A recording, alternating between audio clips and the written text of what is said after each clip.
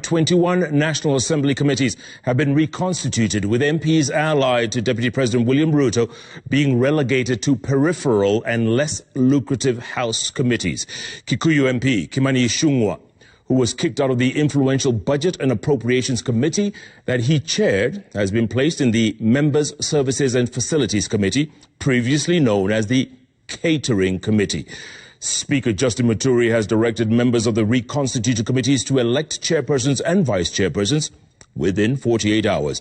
And as our very own Francis Gachuri reports, a list of preferred leaders of the committees has been generated, with members instructed to comply with the guided democracy.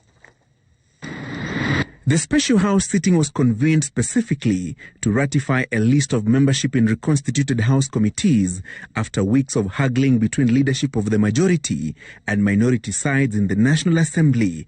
As expected, members of Parliament allied to Deputy President William Ruto got the short side of the stick, with pro-handshake brigade in the House bagging lucrative committees. Will as many as of that opinion say aye?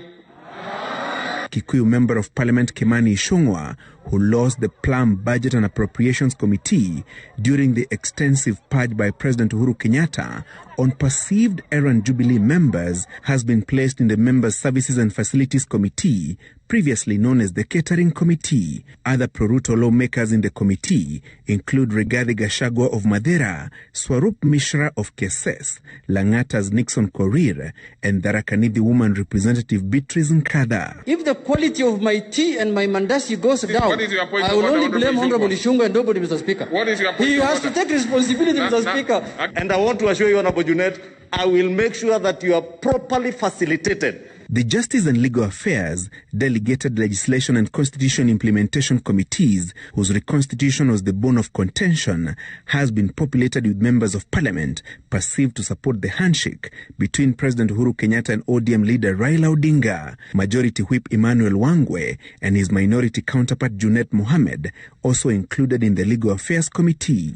This is a committee where we need serious order going forward. You know what we expect. The BBI report is going to come.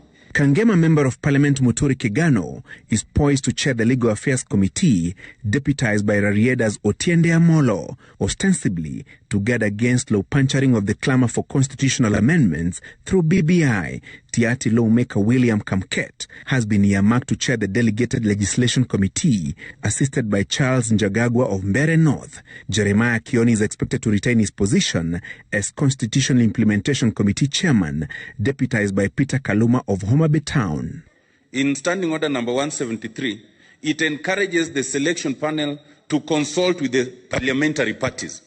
So, Mr. Speaker, there is nothing inconsistent either with our standing orders or the Constitution in the selection panel, consulting with the parliamentary parties. Members ought to be electing their chairs and vice chairs, that they must be guided democracy from other institutions outside of this House. We are destroying parliamentary democracy in this country, Honorable Speaker. Him himself was given the chair in State House. His name was read in State House.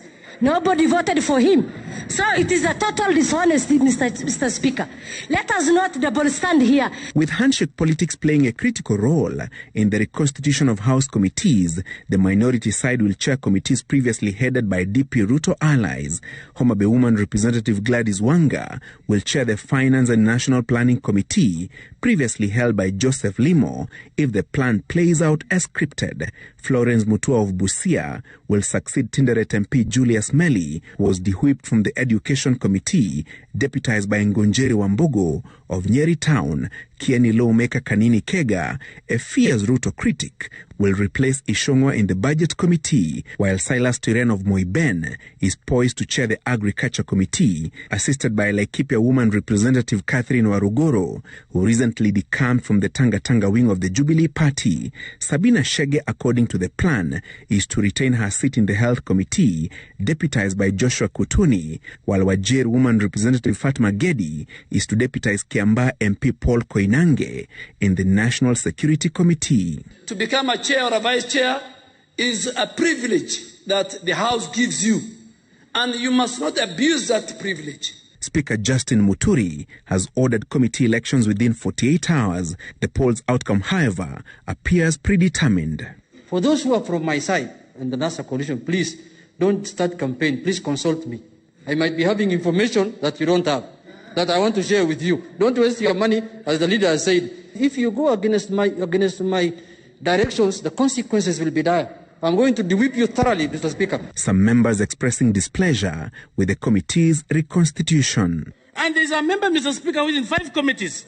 For example, Honorable Beseli, Mr. Speaker, is in the Committee of Selection, Committee of Appointments, Committee of Health, and he's also in PAC, and yet he's in leadership. Is this fair, Mr. Speaker? I know it is my party which had made this proposal that I be removed from Justice and Legal Affairs Committee. Out of 75 meetings between January to October of JLAC, the Honorable Ngeno attended only 1. Francis Gachuri, Citizen TV.